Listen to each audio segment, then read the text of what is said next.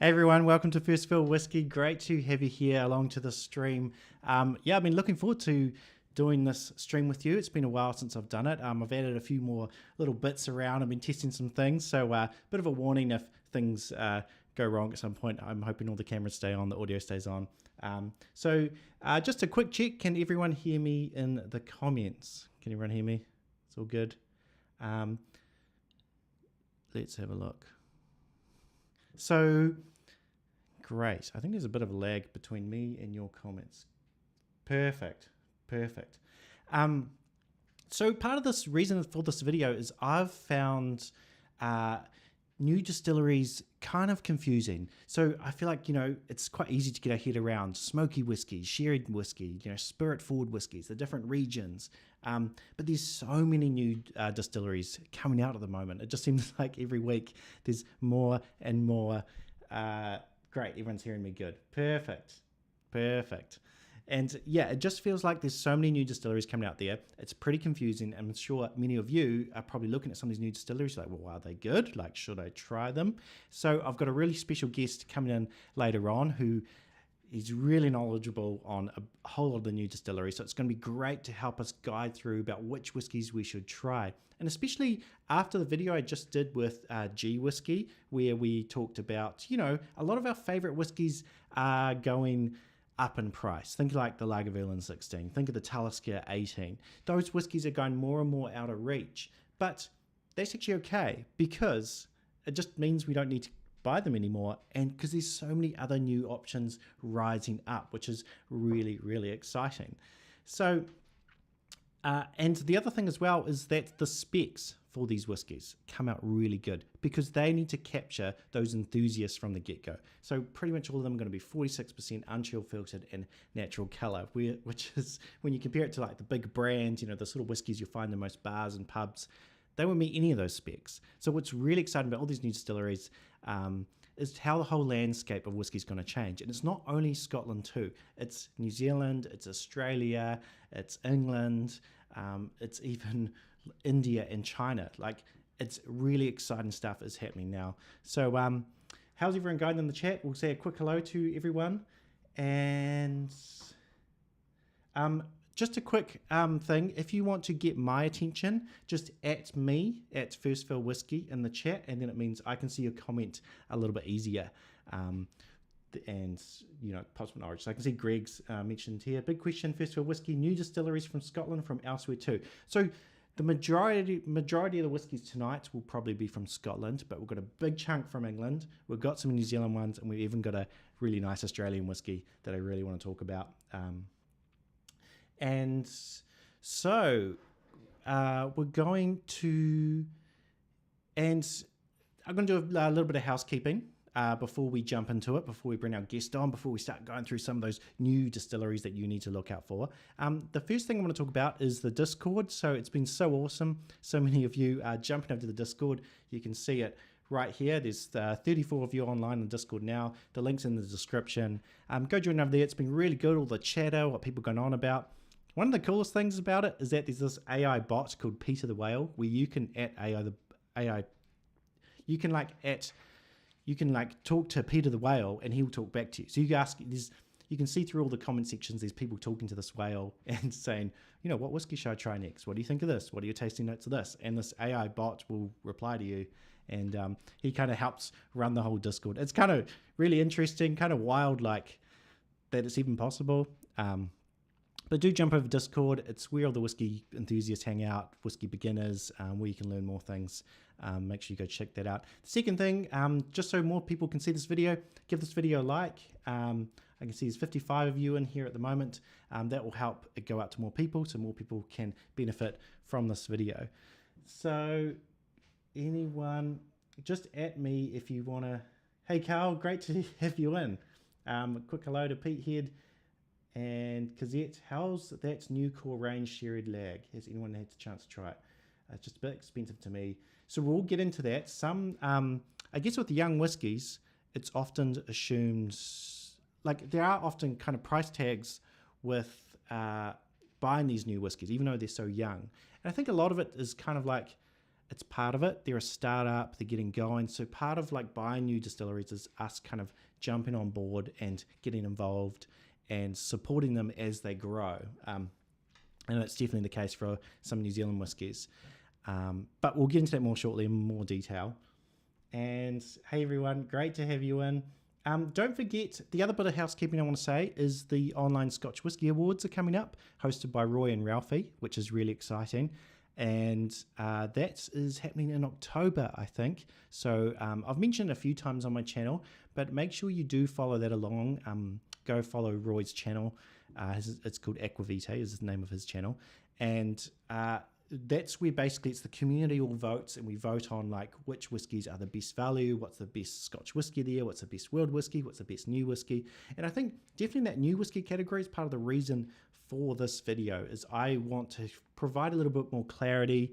I want to explore this kind of new, like we've never seen so many new distilleries as we have in like recent past. Like think of Islay, it had 8 distilleries for ages, and now they're going to have 12, which is just insane. Just all of a sudden, there's this explosion of new distilleries happening at the moment. So, and now my last bit of housekeeping is I had a few of you in my last couple of videos talk about the fact that why are you taking on sponsorship? Some of you might have seen the link here from T. Chanley. Why are you taking on sponsorships? Why can't you just not do sponsorships and, you know, that sort of thing? The thing is with me moving to this new place, this new house, so as many of you don't know, I've moved away from Auckland. I'm now in a small little town, little beachside town, and it's kind of a test, a 6-month test to see whether or not this YouTube channel will be a little bit more feasible. I've got 2 kids, so got a lot of nappies to buy and stuff, and the way this channel has helped run the best is through sponsorships and Patreon. That's basically how this channel runs. So even though you guys have to sit through an ad every so often, it means I can provide you with free content. I can do those deep dive videos, you know, all the videos that you really like. So I'm really appreciative of my sponsorship. So the best way to support me is by supporting me on Patreon and supporting me on and supporting the sponsors sponsor me. So click on their link. So in saying all that, if you guys want to go grab a dram or whatever, I'm going to take a very quick 60-second break with a quick message from our sponsor. And yeah, and they're great. So I'll see you guys very shortly. Stick around. Negatives of drinking whiskey is it can dehydrate your body and your skin, and even though this is the case, many guys still don't take their skincare seriously, and that's why I'm a big fan of today's sponsor, which is T. Chanley. They get it right by making top quality skincare that's also affordable, and they equip you with just the essentials, so it's not overcomplicated. So if you're just getting into skincare, start with the level 1 system. It's packed with everything you need: a daily face wash, exfoliating scrub, AM moisturizer with SPF 20, and a PM moisturizer. And if you get the level 2 or level 3 systems, you get the eye cream, which is great for parents like me with very young kids. And this is probably my favorite bit. They give you this super handy guide which tells you what, when, and how to use all their products, so it's so handy if you're new to using skincare. And they got over 7,000 5-star reviews globally, so Lots of people love it. And for those joining the Tej Hanley community, there's lots of great perks, like 20% off regular prices. So there's monthly deals. You can easily pause or cancel your subscription at any time. And for those in the US, you get free shipping. Now, because you're part of the First Fill fam, they've whipped up a special deal for you. It's 30% off your first box, which includes a free gift. So if you've been sidelining your skincare like me, make sure you click the link in the description and start your skincare journey.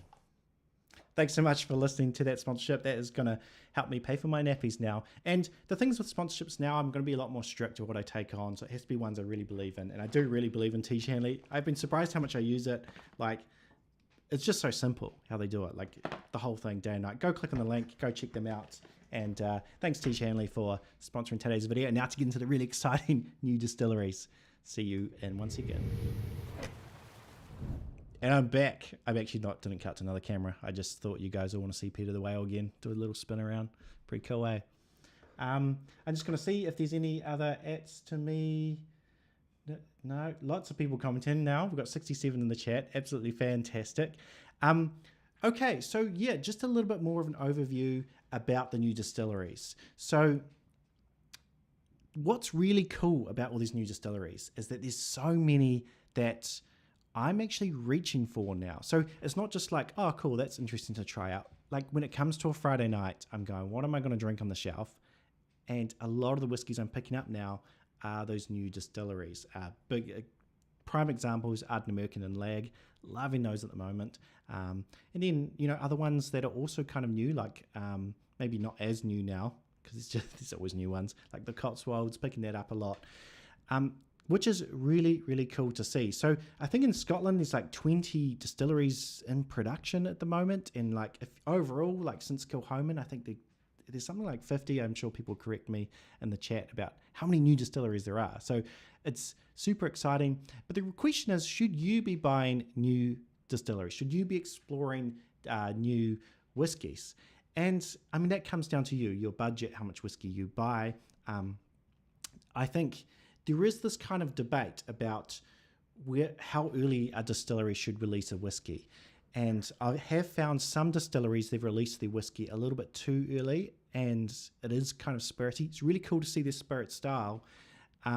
But I do know a lot of people who buy like 3 bottles a year. I'm sure many of you, that's probably like how many bottles you buy a year. So to go out on a limb and buy a new distillery, and for it to be kind of average, could put you off for the next 5 years, because you're probably not buying that many whiskies. You feel like you've tried that. But at the same time, the distilleries need to pay their staff. Like it's not like gin where you can just kind of like make alcohol very, very quickly. With whiskey, you have to age it in casks, and the minimum for Scotch is 3 years. The minimum for New Zealand is 2 years. But most distilleries want to age it longer than that. So that is kind of the trade-off. On one hand, you need to pay your staff, you need to run the distillery. On the other hand, you don't want to release your whiskey too early. What's really cool though is a lot of new distilleries out there right now. I think the whiskey's ready. Like, it's fantastic. It's ready to go. Other whiskies, not so much. But what's really surprised me about this whole journey about exploring new distilleries is that I feel like now I'm not as kind of snobby about age statements. I think a lot of those older distilleries with big age statements on them, I don't actually like them as much as a lot of these young, no age statement, young whiskies. And it's just been shown time and time again, you can have 3, 4, 5-year-old, 6-year-old whiskies that are just absolutely fantastic. So what we're going to do is we're going to explore some of these new whiskies that you should check out. It's a really exciting part of whiskey at the moment, and something I feel like you should know going forward. Something that it's going to be part of the future of whiskey for all of us. So we might as well get to grips about what those new distilleries are. So I've got a really special guest on today. It's Vin from No Nonsense Whiskey. He's he's got lots of reviews about all this and a lot of new distilleries. And so I thought he'd be perfect to bring on today's stream. He's also a fellow YouTuber. Go check out his channel at No Nonsense Whiskey, and we'll cut over to you right now. Hey Vin, how are you? Hello, how you doing? Yeah, good. Wow, what time is it over there in the UK now? It's 10:15 at night, so it's not too bad. Not too bad. Well, perfect. Yeah, so what's your kind of view maybe on, I guess a bit of background. This is Vin. He runs the YouTube channel No Nonsense Whiskey. He's been putting out reviews, so many reviews. It's fantastic. Like his backlog is awesome. There's probably like 600 reviews now or something. Yeah, it's pushing 700 now. It's it's a lot. Yeah. Yeah, awesome. And what I really like about your channel as well is you're not just going to like the big famous kind of like, it's not just reviews of Johnny Walker every weekend, or whatever. Like you are exploring a lot of that new territory, those new whiskies. So which is why I thought it would be perfect to bring you onto the show. What's your kind of big picture view on the state of Scotch at the moment? Like, I don't know if you saw the video with me and G Whisky where we talked about a lot of these older distilleries we are falling out of love a little bit with, because their spec's not good and the prices are going up and it's not like the liquid's getting better. And then you've got all these new distilleries that are giving us the specs we want. What's your kind of big picture view of that? Yeah, no, I mean, you're not wrong at all. It's a tough time for some of these older boys, because the way I always picture it is that you look at like smartphones, for instance. We've had the iPhone since 2005, 2006, and a lot of these distilleries that we're calling new distilleries, they've all been around since then. So some of these old boys that have been around for hundreds of years, they're doing things in a really traditional way. All of a sudden, out of nowhere, in the last 2 decades or so, we've got social media, we've got reviewers like me all over the planet, and it's difficult for them to kind of keep up with the modern demand, I think. That said, scientific advancements have happened. We understand our liquid better now. A lot of these newer distilleries, as we're going to get into quite a lot in this stream, I think, as you mentioned a second ago, they're able to produce really high quality liquid because they're designing that liquid to sit in brand new barrels or specially built barrels, whereas traditional Scotch is designed really to sit for long periods of time, to create those age statements. Right, true. And that ends up being expensive on the back end in warehousing and whatnot, and in lost volume as well, of course. Let's not forget Angel's share. We're paying for that in our bottles, so we pay a premium for those being in and in the UK, I don't know what it's like for you, but we've just had tax go up as well. So we have too. We have too. Yeah. It's expensive. It's something like 70% now in your bottle of whiskey. It goes straight to the government. So, they're actually earning such a little amount of money on it. So the sooner they can get it out to us, the better. Yeah, true. So your view is that if you can try new whiskey kind of early from a new distillery, you're ready, you want to explore it, you don't want to wait? Yeah, 100%. Yeah, I mean, early on in my channel, I did a lot of classic Scotch, and again, the prices are creeping up, so it became harder and harder and harder for me to buy these bottles. As you're well aware, it's expensive to do a channel on whiskey. It's a premium product, and a lot of these newer distilleries, and I won't say all of them. We're going to cover a lot of distilleries today, but some of them are charging an extreme premium for their 3-year-old product. Right. Some of them aren't. Some of them are charging quite reasonable prices. And for me, I'm all about that exploration. That's like what my day job is about. So for me, I love going somewhere new and seeing what people are doing, innovative stills and designs and cask choices. I love all of that. So for me, it's just natural. Yeah, definitely. And I think that's the bit I'm most excited about as well. Like, it's a lot of these new distilleries and especially international ones as well, like in New Zealand, Pokeno, which is a big New Zealand distillery. They've just released a new thing which is not aged in oak. It's a native New Zealand tree. I'm not sure if it's the whole time or if it's just a portion of the time, but you got stuff like that happening, and then you've got all these different casks, like Cadrona's aged in. They used a lot of Central Otago Pinot Noir barrels, and because Central Otago is a really big region in New Zealand for Pinot Noir, so it just makes sense because they're down the road from Cadrona. So that kind of thing where they're really doing something almost a little bit different than typical Scotch is really exciting to see. Just something different from just a 10-year-old that's been aged in an ex-bourbon cask. I'm all for. I know some people are a bit more purist. They think like, no, that's the best way. But I'm like, no, let's have variety. I love variety. I love different casks. Try different things. And I do think there are some wine casks that probably don't work so well with whiskey, but I'm all for experimentation of, who knows? Like my favorite grape is my favorite wine is the Carmenere from Chile, and I've never seen a whiskey aged in that. Like, is it good? Who knows? It might be real good. Yeah. Yes, 100%. I mean, I'm not particularly a wine guy, I must admit, but I do love a wine cask finish. And yeah, I mean, I've got some. I mean, like, literally, as we were setting up for this, I just kind of grabbed bottles, and I'm literally surrounded by bottles here off screen. So we'll be pulling stuff out, some Great. really weird stuff and interesting stuff. But yeah, should we jump into the first one then? let's do it. So the one I'm going to talk about first, one that I'm really excited about, and I've talked about this a few times on the channel, is Lag. I really like what Lag's doing. I did try an earlier batch, and I wasn't as big of a fan, but it's now to batch 3 is the one I own, and I love it. It's aged in X wine. Yeah, it's so good, right? It's aged in I'll just cut to close up. There we go, fancy. Look at that. So here we go. Now you guys can all see. So this batch for 3, it's aged in X wine charred cask, and it comes out at 50%. Awesome. And what's really interesting is that it's heavily peated as well. Let's go back to the 2-shot.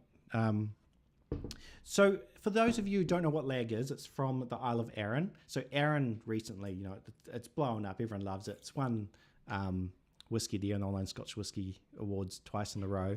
So this distillery has started a second distillery, but what's really interesting about the Lag Distillery is they kind of go in the opposite direction. So Arran is like fruity, it's like toffee apple, it's like it's just I always get a basket of fruit with Arran whiskies. Lag's the opposite, and if you watch my stills video, you'll see that the stills at the Arran or Lochlea, I think it's the more what it should be called, but I think it says Arran on the front. I'm going to call it Arran whiskey. The stills are taller and that sort of thing. They've got big bulbs in them, and that's going to give you a lighter spirit. Lag is the opposite. They got big, fat stills, and they're like super wide, and they've got, I'm pretty sure the line pipes go down quite quick, so they capture all of those real oily parts. So they're making a real heavy whiskey. Think Craig Ellachie, think Ben Romack or something like that. And they're peated as well. So they just go in the opposite direction. They're just like heavy, like peated, just all out. I think in future, if I do another winter whiskey video, this will probably, I'm sure future batches, this will clean up for one of my favorite winter whiskies. It's got everything I want. It's heavy, it's smoky. Have you had the Lag, Vin? Yeah, I've got that one. I've got that exact bottle actually. Killed. I kept it around. Yeah, I mean, I have to say, I really enjoyed this. My big gripe, as I was saying earlier, was just the price of entry for this. It's quite expensive, and I mean, yeah, it's limited release, and that's fine. And I know they're releasing some core range stuff now, which should hopefully be bit more available to us. Yeah. But yeah, apart from that, I was like, if I'm being brutally honest, I didn't think that the experience was worth the price of entry. What batch do you have? I get it. I have the batch 3. Oh, you do too? Yeah. How much was your bottle? I think they're £65, or they were at the time. I can't remember exactly. But it wasn't. Paid now. It wasn't so bad. I mean, look, I use the word price with a pinch of salt because I know what you're paying is going to be a hell of a lot more than what I'm paying, probably. To be fair, actually, I'm not sure about that. A lot of whiskies, yes, that's true. But we have a really good distributor in New Zealand at Whisky Galore. It's a Scottish guy. Half the staff there and I'll talk about them shortly. Half the staff there, like one guy grew up in Islay, and they have the most amazing contacts and seem to import so many great whiskey. And I think there's like this one guy in New Zealand who's basically responsible for the reason we get great whiskey here in New Zealand. That's amazing. Go back off a close up. Yeah. I know what you mean. Like, it is quite pricey, and but for me, like when I'm just looking at flavor, I'm loving it right now. I'm just going to say a quick hello. I can see Roy, the master streamer, is in himself. Hey, Roy. We've just been talking about the online Scotch Whisky Awards. Good to have you in. I'm sure all of you guys know who Roy is now. He runs a stream that will be in 2 days' time, around this time probably. So make sure you guys go check out that stream as well. He's got all sorts of stuff leading up to the Online Scotch Whisky Awards. Go check him out. Thanks for being in, Roy. And I see a few people are adding me. Hello, Amy. Great to have you in. Amy is our number one contributor on the Discord. She's very engaged. It's really cool to see some of you so engaged on the Discord at the moment. Greg has said, non-Scotch Whisky Association rules related countries do in fact use different woods, and it can be interesting, challenging but interesting. I've now an experience about that recent. Exactly, yeah. And I think Ireland can age in different types of wood too, and Canada. So really cool to see what a whole different wood. I know oak's like perfect because it like can hold liquid really well and stuff. So it'd be tricky to find other types of wood, but the distilleries out there around the world that are doing it, it's exciting stuff. Donna said, hope you'll be spending some time to talk about the late Jim Swan, who helped the start of many newish distilleries. Big part of why they exist today.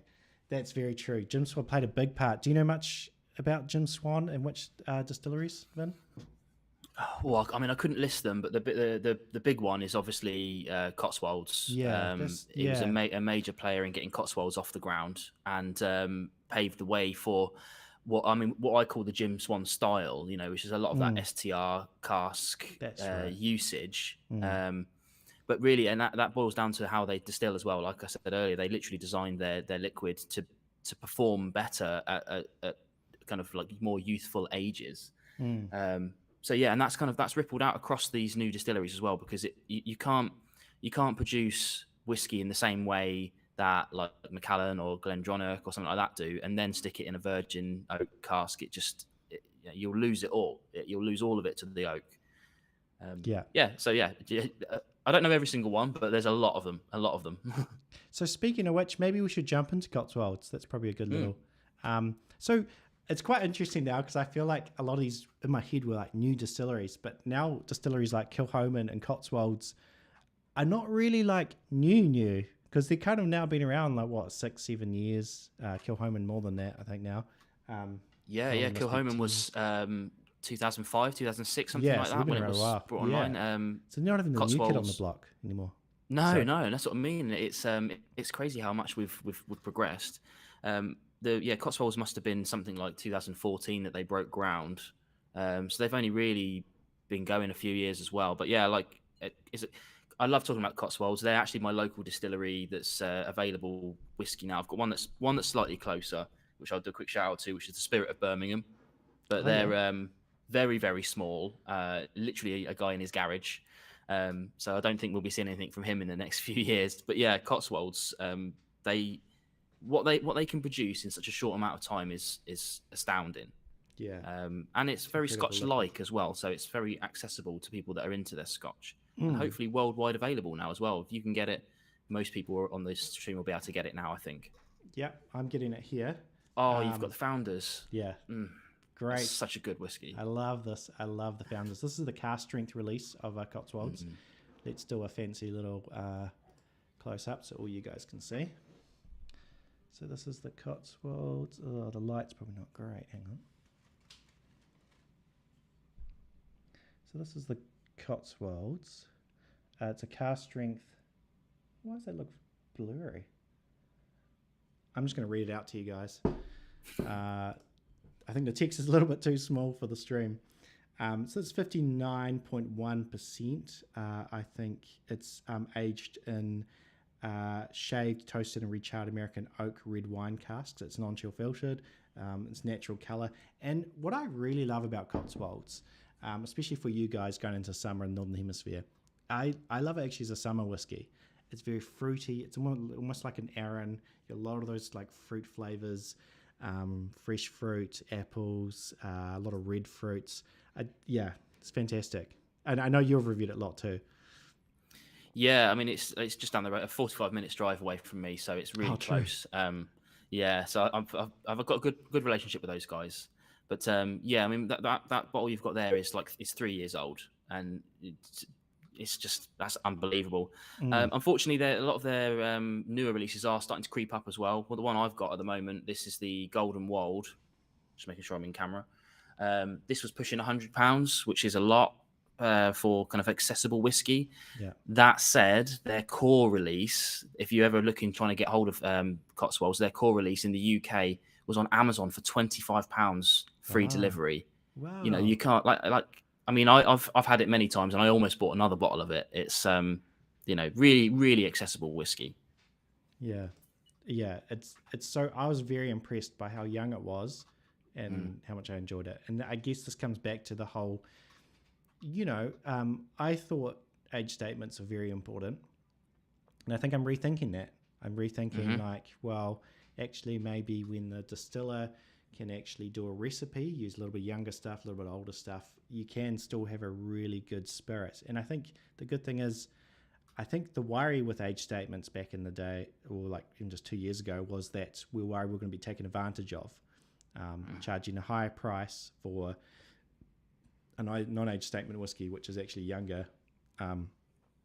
And yeah, it doesn't seem to be true with a lot of these new distilleries. They seem to be a lot of integrity bottlings, and they, much more honest, I guess. Yeah, 100%. I mean, while we were sort of merging, like when I started my channel, age statement was still very prevalent, and we were just starting to see the beginnings of no age statements, NAS, coming through. And there was a couple of really bad examples early on. Probably the most prevalent of that, in the UK at least anyway, was when they took the Glenlivet 12-year-old off the shelf and replaced it with the Founder's Reserve or Founder's Choice or whatever they called it. And the first sort of releases of that whiskey were, in my opinion, they weren't that great. And they were, you know, much younger stock, and they were cheaper stock, but it was the same price as the 12 they just removed. However, with the advent of social media and whatnot, we've managed to call a lot of these producers out who are producing substandard liquid. Yeah. So a lot of these new distilleries, they know that it's make or break. That first taste that you have of their whiskey has got to be good. Otherwise, their whole brand is gone. Yeah. Another quick example of that would be the Lakes Distillery, another English distillery, I fairly haven't new. had that. Yeah, it's good. It's good stuff. But it didn't used to be. When they were releasing their first sorts of whiskies, they were doing a blend of their stuff and British Isles, and their direction didn't seem to be that great. And then they pulled in an ex-Macallan blender distiller in Darvel Gandhi, and he turned them around, and they went a bit too far the other way. They went a bit too Macallan-y and became quite collectors based. Okay. Now they're sort of coming back round again. But yeah, that's an idea about how your first taste of a distillery can really kind of put you off that brand. Yeah. And we're not getting that much anymore. A lot of these new producers, they know they've got to hit it right first time. Yeah. That is exactly right. Yeah, you're so true about that. And that's what Cotswolds did for me. When I first tried the Odyssey Barley, I was like, oh, okay, this is actually really nice. And I just seen a few of you comment, is my audio too quiet? I can turn it up. How are you guys? You guys let me all know if that's too quiet, too loud. I can turn this up a little bit. I've got all the controls there. Just, comment below. I can see a few of you pointed out, so thanks for pointing that out. Sounds all right. You can all hear my Kiwi accent, my terrible vowel pronunciations. Seems like it. All right, so I've got to jump. There's a few other comments coming through. Jim Swan's Holy Trinity of first fill bourbon, first fill sherry butts, and French STR wine casks are used by many of them. Cotswolds does a great job of blending them. Yeah, so that going back to Jim Swan, that's what he's really known for, what he's done really well. You're now a bit quieter than Vin. Oh, no, that looks like an old comment. I think once you start to really prestige liquids, I think once you really start to explore whiskey, age statements start to become irrelevant. Yeah, that's exactly what we've been saying. Great, sounds great. Perfect. Thank you, everyone. Cool. So, what whiskey have you got? Any? Okay, I guess first of all, we've jumped to Cotswolds, but do you have any other scotches before we jump onto some world whiskies? I do. A couple really. The kind of I want to shout out a couple. The first one's probably King's Barnes. I won't go into them too heavy, but they're sort of fairly recent. Most of you guys should know about that as well. Yeah. And another one I wanted to do a quick shout out to was the Strathern, which I only have new make spirit for, because they had a distillery, then it was bought by Douglas Lang, and then they've kind of gone quiet a little bit. So they're sort of nicely distilling away, doing their thing. But I don't know when we're releasing stuff, but I'm really looking forward to that. The one I really wanted to bring to you guys, because what I tried to do is pick ones that I think that you might actually be able to get hold of. True. Maybe not, but there's a relatively new distillery called the Glasgow 1770 I haven't had Glasgow that. Distillery. Yeah, it's an interesting one, but they've been going for since 2015. So what we're talking nearly 8 years now. They're another one of those kind of Jim Swan-esque distilleries. What they're really leaning into is that experimentation. So I've got two examples here. This is their peated one. I called this my whiskey of the year 2020. So it was just stunning. And it's a mixture of virgin oak and Pedro Jimenez casks. And and it's peated, of course. I love that kind of smoke and sweetness. But you'll notice that, well, maybe you can't notice, but this is a 500 milliliter bottle, and this is a 700 milliliter bottle. And this year, maybe last year, they upped their sizes but retained their prices, which I think is a stunning sense of integrity. Good job.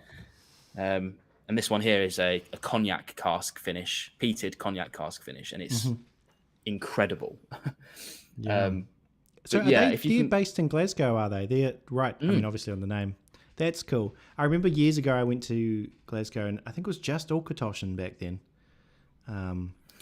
So cool to see a kind of integrity bottlings coming out of there as well. Like you're getting nice whiskey enthusiast stuff. Yeah, absolutely. Yeah, there's quite a lot of Glasgow distilleries now, which is good. I haven't tried all of them. Auchentoshan, obviously, I don't tend to lean towards Auchentoshan that much because the triple distill tends to not suit my palate that much. I prefer big bold flavors. Yeah. But I think you've got Clydeside, which I haven't tried yet, and a new one actually is Jackton, which you might not have even heard of. No. They produce a whiskey at the moment called Rare, but this is a blend of other stuff. So I'm not bringing up. I don't want to talk about it too much because it's not their liquid. Yeah. Interesting part about that is that they've, again, this brand recognition thing. They've released a 40% blend of other stuff. It's just fine. However, their new make spirit, which they kindly sent me a sample of, is stunning. Yeah. And I can't wait to see what they'll do with that. But in comparison to the whiskies they're releasing, I'd rather drink the new make at the moment. Really? But, wow. Yeah.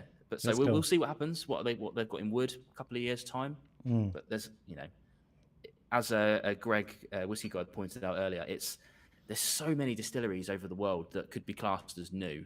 I had no chance of bringing it down to 10. Yeah. There's so many. Yeah, I'll do a quick mention of a few as well. So you mentioned Kingsbarns recently. Well, one very close to Kingsbarns now is this one here, the Lindores. And let's see if we can get a little close up of this. The Lindores. So this is called the MCDXCIV. So a nice, easy name. It rolls off the tongue, that one. I actually think this is Roman numerals for when the distillery was... No. When it's based on... If you guys watch my History of Scotch video, when it talks about the written record of whiskey, so written by John Core, and he ordered this guy to go get like 8 bowls of malt, like tons and tons of whiskey. That's the year it was, and that's in Roman numerals. So this is really good. It's comes in at, so here we go, bourbon, sherry, and wine barriques. Let's move my microphone so you guys make sure you can still hear me. And we've got 46%. Fantastic. What's interesting though is this is unchill filtered and natural color, but it doesn't say on the bottle. Don't know why. But what I do like about it though, and maybe it's because they don't have I don't know, is this the same for you? I didn't get a box with this. I haven't tried that one before. Maybe in a bar, but I have to say actually I'm not a huge fan of a box. I know you went through a design thing. If it comes without, I'm all for it. Yeah. I like the fact it didn't come with a box because I feel like Yeah, I don't know. It's just like less stuff in my office. So I'm really liking this whiskey at the moment. I think this is one to look out for. So in terms of like the new distilleries out there, when you look at ones like Lochlea and stuff, they're a little bit younger. This one's actually getting to a good age now. I think it's very drinkable right now. Look, if you guys watching, like, if you like Arran, if you like Glencadam, the Otmore 12, the Deanston 12, those light, spirit-forward, white fruit notes, vanilla notes, I think you would like this one. This is like a really nice, just classic spirit-forward whiskey. And this is the one I've actually been reaching for the most of my new whiskies. I actually know this and another one. And I'll tell you about that other one right now. And that is the Wolfburn. So the one I got, so when I was down at Whisky Galore in Christchurch, a really good whiskey shop, so they're all really knowledgeable. So we've got natural colour, non-chill filtered, 46%. What I really like about this bottle, when I was talking to them, I was like, I just want to buy one Wolfburn, which should I buy? And they said, this is my absolute favourite. It's the Morven, and it's lightly peated. What I'd say about the Wolfburn is they are going for a very heavy spirit, similar to like a, that Craig Gallagher Springbank kind of direction, where it's a very heavy, maybe not a beginner whiskey, but that's really where my palate is at the moment. If you're a whiskey enthusiast, it's quite a heavy whiskey, but it's only lightly peated, so a bit like a Benromic. Yeah, it's fantastic. I mean, I'll pour a little bit. Have you had the Wolfburn? I've had a few Wolfburns, yeah. They're a mixed bag for me. I prefer their peated offerings than their non-peated offerings, but I've enjoyed some and not others. But when I say not enjoyed, they hit that classic 60 to 70% scoring vibe. They're perfectly fine. So yeah, but I've really enjoyed some. We had one here that was the Latitude. That was lovely. I enjoyed that one. Yeah. And for those of you who don't know, so Wolfburn's based in Thurso. I don't know if I'm pronouncing that right. And it's like the most northerly town that's not like on an island or something. So before you get to Highland Park, which is right up the top on an island, you got this little town called Thurso. So it's right up top. And the whole thing about the wolf is that there used to be wolves in the UK, apparently, and they went extinct. A bit like how New Zealand had the biggest eagle in the world that went extinct, unfortunately. It'd be great if we had it now, because then the Americans couldn't say that they had the best eagle. And I think a lot of the old lore, they say, like from werewolves and stuff, comes from that old wolf that used to live roaming around the UK. So that's kind of the backstory to that wolf, which is kind of cool. And the other whiskey I picked up recently from the same shop was this one here. And I see a few of you mention it in the comments. It is the Lochlea. There we go. Both got one. So mine's not the same as yours, but it's definitely a Lochlea. Yeah, 46% natural colour, unchill filtered, already on the bottle. Fantastic stuff. Awesome, nice cheap textured glass, which I really like. So for those of you who don't know, Lochlea's a new distillery, and are they the Lowland one? Are they in the Lowlands? Is that right? Am I right about that?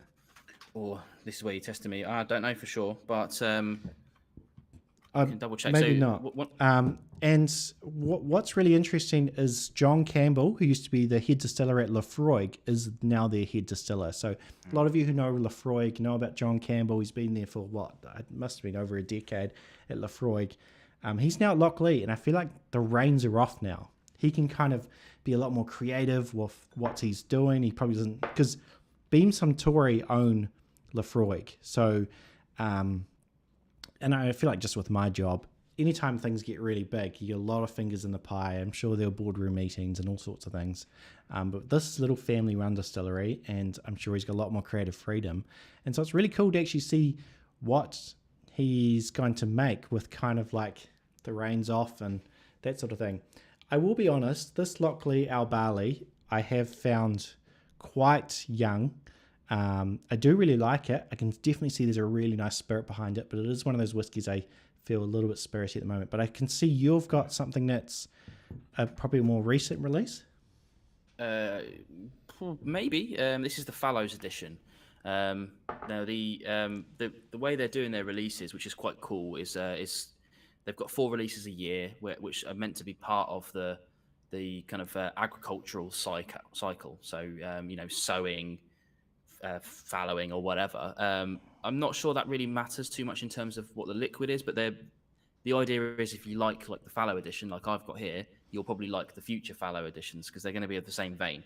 This one here is first fill Oloroso sherry casks, and that's usually a red flag for me. I'm not usually a big fan of Oloroso sherry casks, but I loved this. Great. And in the UK, it was being sold for £45, which is a steal, but it's a bargain. That's awesome. Charlie in the comments is saying the fallow edition is godly. Yeah, it is good. I can't speak for the other ones. I have heard that it's the best of the 4 because this is the first crop that I've got. I'm not sure which one you've got. So yeah, I've not tried any of the other ones yet, but I've heard that it's the best one. So I've kind of been put off trying more, but I will soon enough. Yeah. I can see Pete Head has just also said that Lochlea is in the lowlands. So yeah, which is really cool to see as well. Going back to Lochlea. Oh no, we're still on Lochlea. What am I talking about? I think lowlands is kind of a region where there weren't too. You got Space, Island and Highlands. I always find Campbelltown and especially the lowlands gets forgotten a little bit. I mean, Campbelltown not so much because you got some very, very famous whiskies, but lowlands gets forgotten. So it's cool to see more distilleries starting up there, which is really cool. I'm real excited about that. So should we move on to some international stuff? Yeah, absolutely. Yeah, I've got quite a lot of stuff that we can look at, especially ones that are available and ones that are not so available, I guess. But if we talk about one that's not available yet, is that okay? Yeah, let's do it. So recently, I've been talking to the guys at the Nine Rivers Distillery. This isn't Chinese whiskey, but they are building a distillery in China, and what they're doing is the people that it's crowdfunded this distillery, right? So it's going to be huge. I mean, it's something like they're planning on 7 million liters per annum, which if you put that in Scotch terms would put it in the top 10. Wow. It's huge, this place, and it's not even the biggest Chinese distillery because Diageo have got one and Pernod Ricard have got one. Yeah. And the chances are that these whiskies are only going to be available to the Chinese market unless you kind of really put some effort in. But anyway, the reason why I wanted to bring them up is because they're really heavily on YouTube at the moment, and they're literally filming their build. So for fans of whiskey to be able to literally live watch one being built, I think is incredible. That's cool. So yeah, I would check them out. But yeah, this expression was just a mixture of the casks that the founders owned. Yeah, and it's good. It's good whiskey. I really enjoyed that. That's cool. I just can't wait to see what they do. I think I'm going to try and get some over here if I can. We'll see what happens in more than 3 years' time, right? Yeah. But fascinating to see what a Chinese whiskey would be like. Yeah, and I think that's what I find really cool about whiskies from China, or whiskies, because I guess the sort of stereotype, the whiskies from kind of like the Commonwealth regions, or Australia, New Zealand, Canada, New Zealand, and that sort of thing. But to see whiskies coming from China, coming from Taiwan, coming from India is really cool. Like it's, I'm really excited about what their take will be on whiskey, and yeah. So speaking of international whiskies, I had one of my patrons sent me this one here. So for you Australians in the chat. We'll just do a little close up. The Overeem. So this is a Tasmanian whiskey from Australia. I really am enjoying this whiskey, aged in sherry casks. I'm pretty sure, I'm not sure if it's actually sherry because I think it might be the Australian version of sherry, but this is bottled at 60%. Absolutely fantastic Australian whiskey. Tasmanian whiskey is a hard one to get hold of, but it's a massive region. Which is kind of interesting, right? Like if you look at whiskey regions around the world, Tasmania is one of the most exciting, growing, like fruitful kind of regions. But in terms of distribution outside of Australia, you can't get a lot of it. But for all you Australians here, and I find a lot of Australians I talk to, because of how priced the whiskies are and where you are, a lot of you are now buying local whiskies. You're not buying Scotches, you're buying local Australian whiskies. So it's really interesting now. The Scotch distillery is going to have to try a lot more harder to draw the Australians in to buy their whiskey. And when you got whiskies like this coming out, it's fantastic. I mean, it is kind of a sherry bomb, but it's not kind of as much as some other sherry bombs that I've had. I'm just going to remind myself.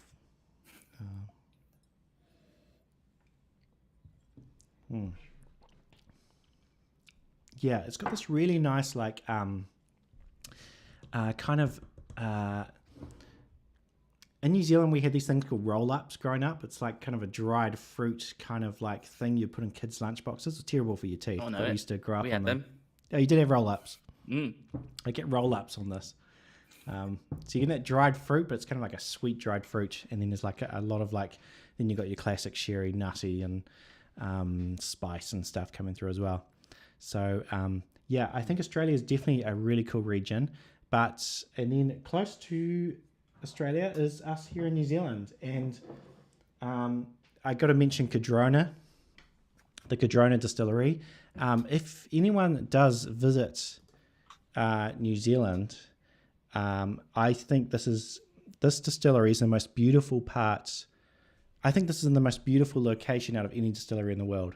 I'm probably biased being a New Zealander, but it's next to a ski field, one of the best ski fields in New Zealand. There's snowy mountains around. Think classic Lord of the Rings territory. And they have this Cardrona distillery. And this one's the Growing Wings. This one was bourbon. It's had some PX casks, also some bourbon casks, and it's 60. Very punchy. So what they're doing at the moment is they are releasing whiskey at kind of cask strength, but it's kind of like... it's mainly for whiskey geeks. It's showing people where the distillery is. So they had just hatched, they've grown wings, and now they're full flight. And I actually have a couple of samples of the full flight. And what's really cool about the full flight whiskies is that I think the whiskey's ready. This is a 7-year-old, that's not going to come up there. This is a 7-year-old New Zealand Cardrona whiskey. This is a sample from it. And so you can see all the information there. And I think it's fantastic stuff. The biggest problem with Cardrona for me at the moment is the price. It's coming out very expensive, but they're small bottles, they're cask strength, and I have heard from people at the distillery that they will all be releasing age-stated 700ml whiskies, I think, next year. So the whiskies at the moment are just kind of meant to be like, here's where we are in our cask journey, not so much like these are kind of affordable, kind of like, what do you call them? Official range whiskies. So yeah, that's another world whiskey I'm really excited about. What else is on your radar? Yeah, I mean, a quick shout out to Lime Burners. I didn't include them today because they're not young enough, really. They started in 2000, so yeah, they're old hat now, right? But they're producing stunning stuff. Big one I wanted to talk about today: Indian whiskey, Indri. Yeah. True. Now this one, when this dropped through my sort of mailbox, I was like, oh well, it's just going to be another really expensive, subcontinent whiskey. And when I looked it up, this sells in the UK for about £35, £40. Still, now you can still get hold of this now. This is actually what I've got in my glass tonight, and 46%. I think, yeah, no added colour, non-chill filtered. It's all the things that we like. It's very in the vein of Scotch again. So again, it's not too much out of that wheelhouse, but it's really stunning. They're using 3 different kinds of wood in this: bourbon casks, French red wine. I think red wine just says wine. Maybe I assume red wine, and the PX sherry casks. And it's just a really, really good whiskey for not much money. Not sure about the age on it. They've been going for 10 or so years. I think 2011. I think maybe. So I don't think it's a 10-year-old whiskey, judging by the colour of that. You know what it's like in those climates. It tends to age very quickly. Yeah. But yeah, that's a really, really good one that I think is pretty much world-reaching now as well. Very recommended. It is good. I've got a bottle as well, and It's like so far. I don't know if this is an Indian region, like sort of kind of stereotype now, but most Indian whiskies I've had now have this really strong tropical note. So mangoes, pineapples, lychees, did I say mangoes? Coconut, and I think that one's like that as well. Like really nice kind of like bowl of fruit in the islands sort of thing. It's really nice. And I was really impressed by the injury as well. Really cool, good stuff. Them and the Rampur, really like the Rampur. Really cool to see good Indian whiskey coming out from all these new distilleries. And it's really showing that like, actually it's not just Scotch anymore. It's not the only game in town. There's all these like really nice whiskies from around the world. Yeah, 100%. I mean, the problem with being the big boy in the game, you know, that and obviously Irish whiskey, is that you've only got market share to lose, right? And Scotch whiskey isn't going anywhere anytime soon. Nobody needs to be worried about that. There's a lot of countries like France is a good example, who are still, I think, the largest drinkers of blended Scotch whiskey, not single malt but blended. That's not going anywhere anytime soon. The blended market is way bigger than the single malt market. We're like 10% of the entire market. And the stuff we're talking about today is going to be an even smaller slither. So, the Scotch industry isn't going to die on its knees anytime soon. Yeah. We're so right about that. Yeah, it's in any bar you're going around the world, there's going to be Scotch on the shelf. Yeah, 100%. And I just want to do a very quick mention as well. Another whiskey I'm really like, Waiheke whiskey. I talked about it lots on my channel. I won't talk about too much, but they use New Zealand peat, which is really cool as well. Cool to see terroir come into it. Also with New Zealand, the climate, the casks, same with Indian whiskey, the casks breathe at a faster rate because the climate's warmer. So the casks heat up and cool down compared to a whiskey in Scotland where it's cooler. So the aging process is a little bit slower, that contact from the wood to the spirit. So that's something you do get from, not probably between distillery and distillery where the climate's similar, but between country and country now, there definitely is a key like terroir difference, and a lot of that's through the climate, how warm it is, how fast the cask is aging. So Waiheke whiskey is real interesting. It's in a subtropical climate. It's on an island. If any of you guys come to New Zealand as well, and you visit Auckland, it's a bigger city in New Zealand, go out to Waiheke. It's like this island. It's a wine region. It's really cool. It's beautiful, and the distillery's there. And yeah, it's a really great little kind of snapshot of what terroir does, what the climate does in subtropical. You know, there's like random rain showers that are full blast all the time. It's kind of very humid, and they're also using peat, New Zealand peat, which is the breakdown of plants from New Zealand native plants, not kind of Scotch, kind of moss and that sort of thing. So, really interesting thing to try. I know most of you can't get hold of it, but it's also a really good whiskey. There's one whiskey I do want to talk about, which probably most people in the stream will be expecting us to talk about, because there's a lot of hype around it. It's already won awards and stuff at the Online Scotch Whisky Awards, and that's going to be the Ardnamurchan. Everyone, this has got, here we go, the exact same bottle. This is the cast strength release. 0222. It's very hard not to destroy this bottle. This is whiskey, as G Whiskey said in my recent video. This is not just good for a new distillery. This is good for whiskey in general. Like, this is just good whiskey. Like, you don't even need to compare it to other new distilleries. Like, you can compare it to any Scotch. Fantastic stuff. They're really doing good things. So I do feel like it is one of those ones that if people are looking to explore new distilleries, this is probably one of the ones quite like close, like early at the front of the line. And what's really interesting about Ardnamurchan is it's captured a lot of the whiskey enthusiasts, and I feel like there's a few distilleries that kind of blow up with whiskey geeks. I'm thinking Springbank, I'm thinking Arran, and now I'm thinking Ardnamurchan. I feel like those three are just those whiskey geek kind of just people just love them. Yeah. What do you think of your bottle? I mean, I love it. I mean, you can see that it, like you said, it's very killable. I'm getting in that danger zone now with this, and reasonably priced as well. I think I paid something like 50 £55 for this. Yeah. For the cask strength version as well, which is definitely my wheelhouse. I enjoy that. But yeah, exactly like you said. Obviously this is peated and cask strength, so that's going to hide a lot of youthful character. But that said, I've tried some of the the kind of like the non-cask strength versions, and it tastes just fine as well. Really good stuff. Yeah. I'm extremely impressed by Ardnamurchan, and it was one of those ones where Scotch tends to not be my primary focus. So when new Scottish distilleries come out, I'm not tend to be too interested in jumping straight on the first releases. So it did pass me by a little bit, but then the chance come up to buy this, and I bought it on a whim, and stunning, absolutely stunning, as you said. It's so good, and I can see everyone in the comments will think it's really good as well. There's a few other mentions here. The same with bourbon, Texas. Oh, it just jumped. Is this what Roy talks about when it jumps? Same with bourbon. Texas bourbon ages very differently than Kentucky bourbon, for example. Yeah, going back to that terroir thing. And I think American single malt is a big one to watch out for as well. They're like kind of the dark horse, I think, of the whiskey world at the moment, because there's serious money, like anything in the US, there's serious money behind it. It'll be really interesting to what they do for the single malt market. Andrew said, I haven't liked any of the partly peated Ardnamurchans yet, but I do have a bottle of the unpeated Paul Lindores. They're all partly peated, right? I think the cask strength's partly peated.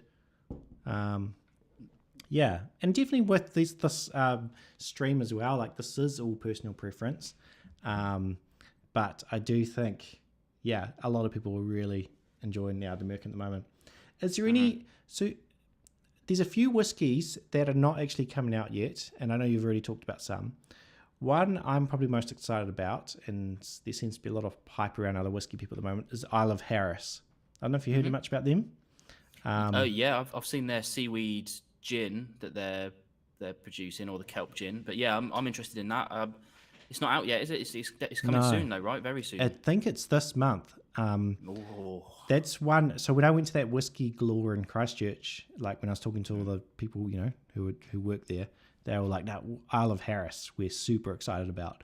I was like, "Oh wow, cool!" Like they're really excited about what's happening there.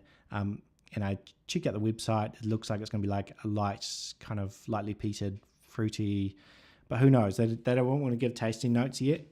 But it's going to be like, going to have all the integrity standards, unchill filtered, natural color, and 46% and that sort of thing. So yeah, I'm excited about them. What about you? Are you any other whiskies on the lookout for?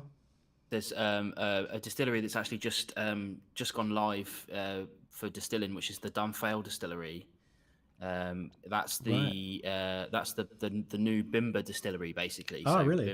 Bimber. Obviously, if you get a chance to go to Bimber, it's hilarious because they're in this tiny warehouse in the middle of an industrial estate. It's the most anti-Scotch setting that you've ever seen in your life. Cool. You can literally stand in the middle of it and do a 360 turn and see the whole tour. Really? And they distill on this tiny still. But anyway, basically they were like, their whiskey is so good from Bimber, and it kind of annoys me because I can't get hold of it because the hype is real with that stuff. And they've just built a Scottish distillery in Scotland. It's a good friend of mine. He's I forget what title he's given himself now, but it's like, like producer of whiskey and outreach extraordinaire or something like that. But anyway, he's responsible for the whiskey, and I can guarantee you whatever comes out of that thing is going to be really good quality. Great. Whether it's going to be super classic. Yeah, because Bimber, it was a little bit out of my price range, but I did try a sample once, and it was fantastic. What I did try, the actual liquid, really, really good. Yeah, and it's the common complaint because it's so good. The secondary market really loves their stuff, so people tend to, it just goes like that. And I can't get hold of it. I've got probably one bottle down here, but I had to go to the distillery to get that, and they've just got it there. However, the output that they're going to have in their new distillery is going to be vastly superior to what they're outputting from their London based. So is the new one not in London? No, the new one's I forget exactly where it is. I think Dunfale is the actual village that it's Right. near. Okay. So it's definitely Scotch through and through, and they've built a nice Scottish stone distillery. They've made it look very classic. Oh, cool. And so what they're going to put out, I think, is going to be very close to kind of classic Scotch, maybe with a little bit of a twist to it. But really looking forward to that. That's going to be one to keep an eye on, I think. Yeah, and what was the name of it again? Dunfale. Dunfale. So Dunphail. Yeah. Yeah, I'm going to keep a lookout for that. A weird name, because to me, where I come from in the south of England, that's like you've failed. Done fail. You're gonna fail. Right. Which I thought was an interesting choice, but it's the name of the village. So True. In the next sort of 5 years, that'll be huge. That place will. Yeah. So do you? I guess then going back to like, is there any last whiskies you want to mention before?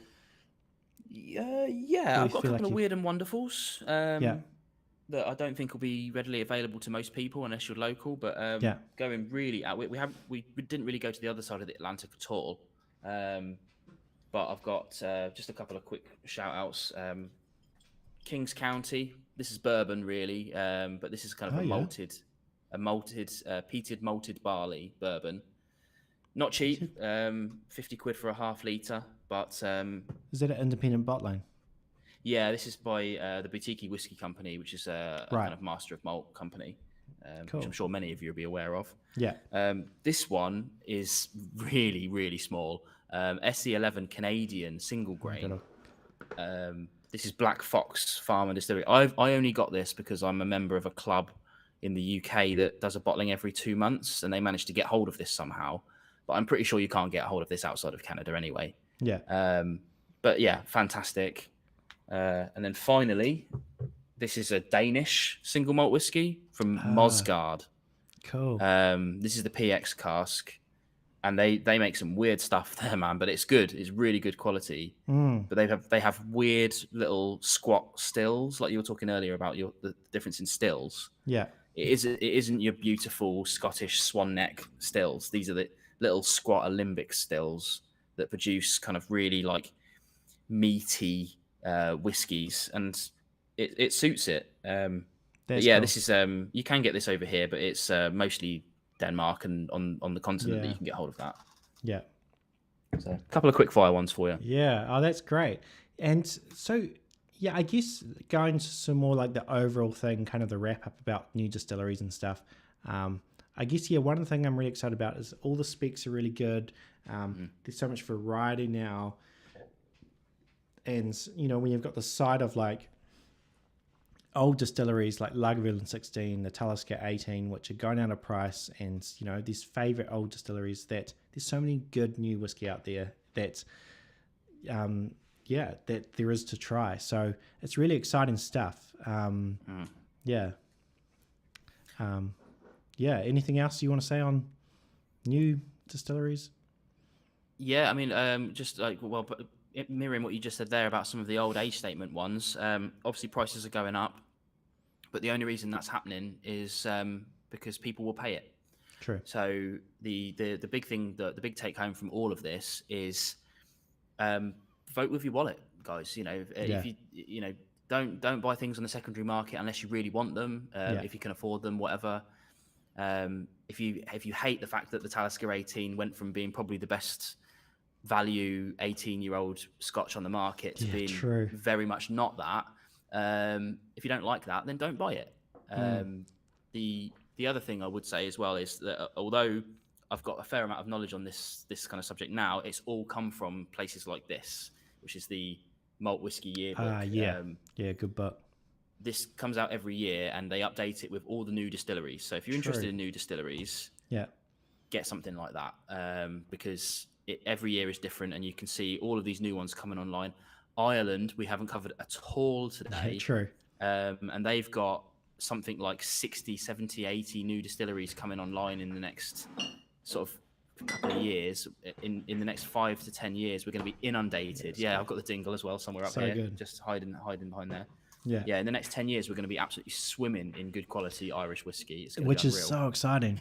Yeah. Yeah. But it's too much. There's too much new stuff to cover. We're going to have missed something. But it's a fascinating subject. Well, thank you so much for being on the stream and coming in last minute. It's really good to hear your takes. Make sure all you guys go check out No Nonsense Whiskey. Go check out his channel. He's got a fantastic channel. There's a huge backlog of so many great reviews, but also reviews coming out constantly. I really love to hear your takes on different whiskies, especially when I buy a bottle. I love to hear what you're thinking about it. So yeah, thank you so much for coming on the stream. No, an absolute pleasure. Yeah, I'm really happy to be here and to talk to you guys and to all you guys on there. But I'm still plugging away with the content. So yeah, cool. Well, thanks so much, Vin. We'll see you later on. Thank you. All right, go catch ya. Yeah.